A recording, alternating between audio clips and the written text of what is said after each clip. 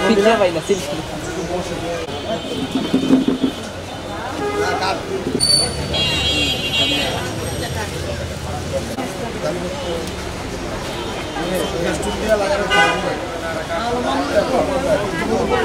জমা যায় নাই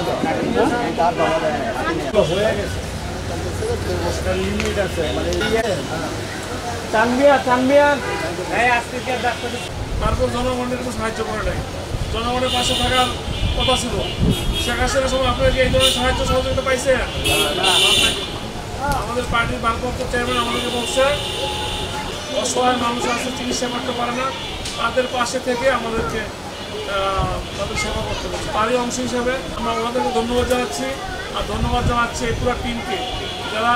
শুধু আমরা টাকা পয়সা দিচ্ছি টাকা পয়সা দিলেই সবার না সবার সমাজ করতে পারে সবাই মিলে আমরা একটা সুন্দর সমাজ করতে আমাদের জন্য দোয়া করবেন আমরা যেন সবসময় যে কাজটা চালু করছি এটা যেন সবসময় চালু রাখতে পারি আর আমার মনে হয় একটা লিমিটেশন কাজ দরকার আমরা একটা প্রতি শুক্রবার 20 জন বা 30 জন বা 40 জন একটা কার্ড দিয়ে দেবো এই কার্ড অনুযায়ী